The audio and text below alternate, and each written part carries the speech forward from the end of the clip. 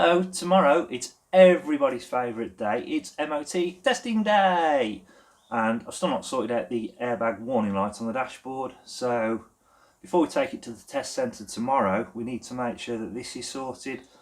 I'm pretty sure under the new MOT rules and regulations it's no longer an advisory, it's a failure, so yeah, we need to get this sorted. So let's just show you all what I've attempted so far to make this work. You've already seen that I've removed the old seat belts and the pretensioners from the old seats. I've fitted them to the new seats and they look great, but unfortunately when you try and rotate the chairs, the pretensioner just catches on the swivel plate. I've seen other people have made it work, so it might be something that I revisit. But what I then tried to do is I recommended these things from eBay. Now that's a resistor, and apparently you just plug it into the pretensioner plug of your van and it'll make the issue go away. But unfortunately, if we look at the plug from the seatbelt side of things, so I don't know if you can see that, just trying to focus. So that there is the pretensioner plug on the seatbelt side of things, and you got two black and white cables and two yellow cables. So fortunately this side of things, the two-pronged resistor can only plug into the one side, and because of the shape of it, because of the outer casing, I can't get a second one in there. I've seen that the smaller ones on eBay, so what I might try and remove the outer casing and then see if I can squeeze two in side by side. So what I've literally done is cut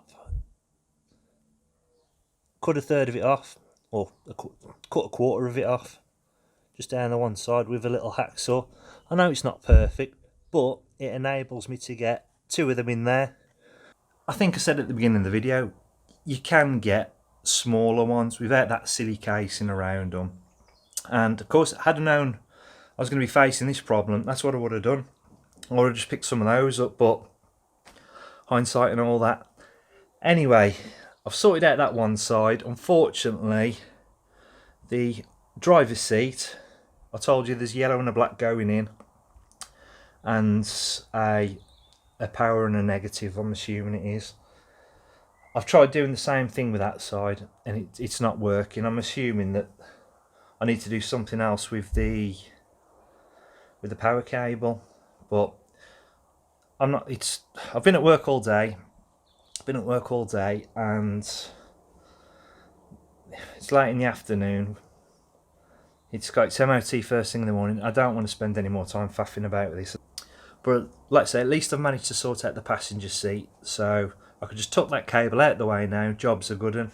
Whereas on the driver's side, I'm gonna have to tuck the pretensioner away. But it's a lot easier with one seat belt and one pretensioner than two, isn't it?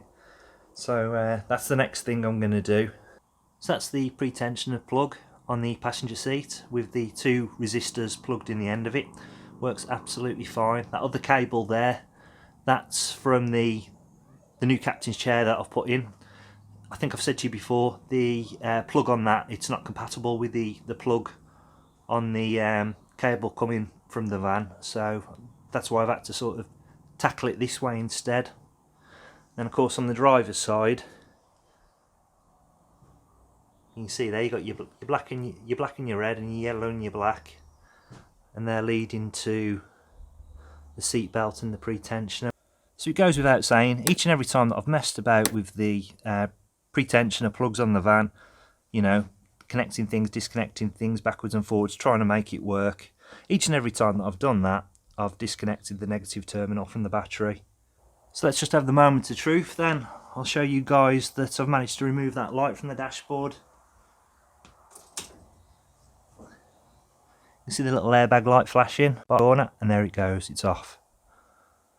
So hopefully, now with the warning light gone from the dashboard, that'll be enough for Helsing to get through his MOT, at least as far as the chairs and the dashboard go anyway.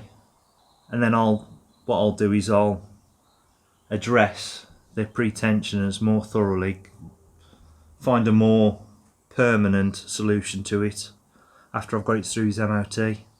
So I've literally just put 2 cable ties around there, one round the pretensioner for the van, and one for the cable running off the captain's chair, which I don't really need, so I'll probably end up cutting that off completely and removing it. Doesn't serve any purpose. And on the driver's side, it's that knobbly thing over there. That's the seat belt upside down, and I'll just put one cable clip around it, one cable tie around it. You can see the pretensioner mechanism. It's just facing down, just slightly facing downwards, but it's out the way. The cable's just tucked away down there with a fire extinguisher in the basket, so I'm hoping they won't go messing about with that. So the final thing that I did, having moved all the cables and whatnot, just to make absolutely certain that I hadn't disturbed anything, I've just turned the ignition on again just to make sure that airbag warning light doesn't reappear. And as you can see, everything's honky-dory. Just at the corner there, or centre of screen now, do you guys remember the reversing camera video that I did? If you haven't seen it, go check it out. Right guys, it's been absolutely gorgeous all week, and of course as soon as MOT day rolls round, it's all thunderclouds outside, so I'm hoping that's not going to be an omen. But yeah, fingers crossed, we'll be alright. Let's get this show on the road.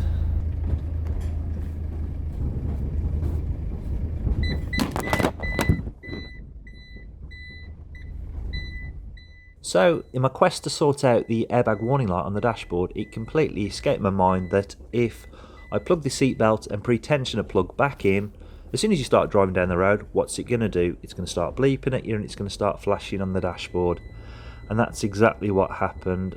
And of course, as soon as it started bleeping at me, it immediately dawned on me what the issue was, and I just thought to myself, you idiot.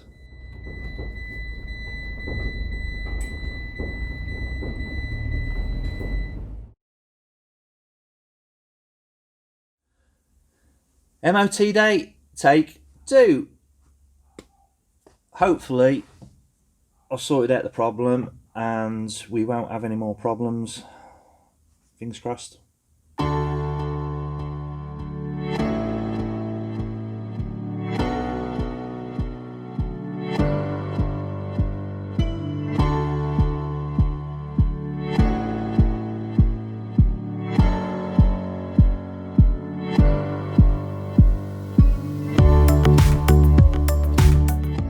Right, we've managed to get here in one piece, and I'm chuffed to say there is no warning lights showing on the dashboard this time round. Let's go and take on the keys and see what the damage is.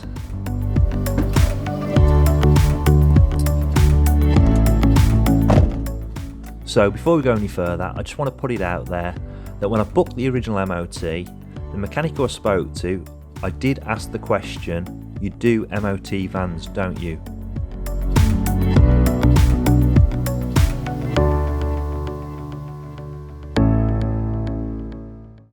Right, talk about annoying. So obviously 2 weeks ago, booked Helsing in for his MOT, and driving down to the test centre, I was getting warning lights on the dash, and I just thought, it's pointless bringing him in for his MOT when you know that he's going to fail with all certainty, and they're going to point you in the direction of an expensive auto electrician. So 2 weeks later, I sorted out the problem myself, fudged the problem myself, and I brought Helsing back to the test centre, about to drop him off, to be told that they can't take the van because he's too heavy.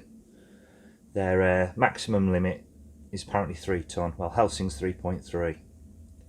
Of course, I'd been on the website, I'd entered the details of the van on there, and everything was honky-dory and it shouldn't have been an issue, but turned up, rocked up at the day, and apparently it is, so there you go. So back to the drawing board.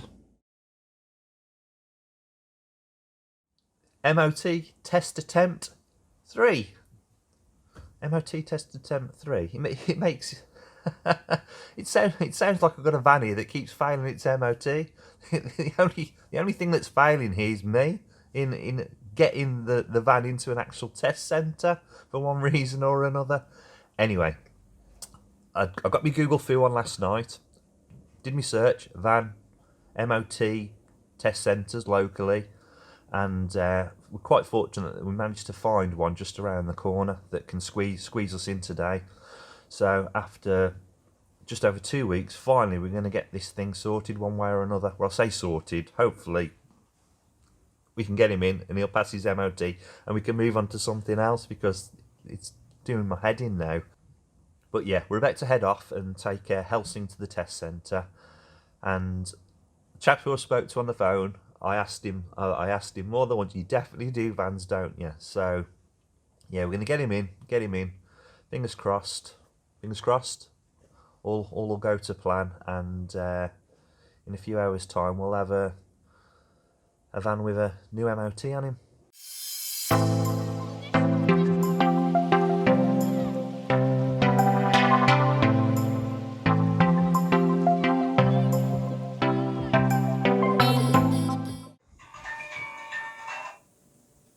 Hello? Hi, speaking. Yeah. Yeah. Oh, that's fantastic news. Oh, that's brilliant news.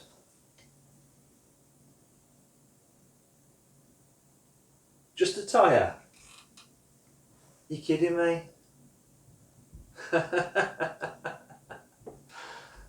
Oh, I'm over the moon. I really am. Thank you so much. So how much is that? How much does that come to? Right. you want to tell him? The van's a beauty. It's all in the eye of the beholder. We're going to be painting him.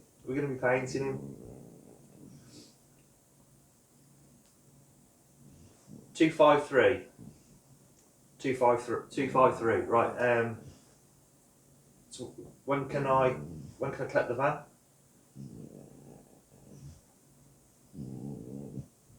Right. Okay. Right. That's fantastic. Thank you so much. All right then. I'll speak to you in a bit. All right. Cheers. Bye. Bye. So there you have it, guys. That's a new MOT on Helsing, and to say that we're chuffed would be an understatement. Cost us £1,500, and I think if you buy any vehicle that's that cheap, there's a niggle at the back of your mind, like, why is it so cheap? What's wrong with it? And well, you've seen all around Helsing. You know he's an ugly duckling, but what we do know now is that mechanically, underneath that bonnet, he's absolutely sound. All it's cost us is one tyre to get him through his MOT. We never would have thought it. But you're probably asking yourselves the question, but you said it's cost you £253. And you probably figured it out already. We said to the mechanic that providing Helsing didn't need hundreds of pounds spending on him, then while he was going through his MOT, we'd get him serviced as well. It just made sense to us. Give you that peace of mind. So now that that's done and dusted, we can concentrate on the actual conversion itself, and the next big job on the list is we want to get him painted.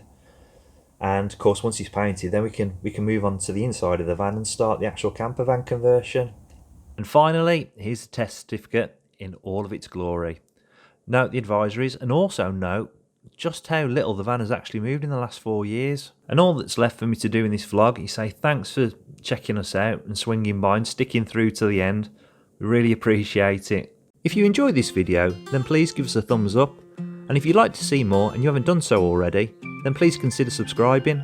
And don't forget to hit that notification bell down below so you know exactly when we put up a new video. Until next time guys, take it easy, stay safe, and we'll see you in the next video.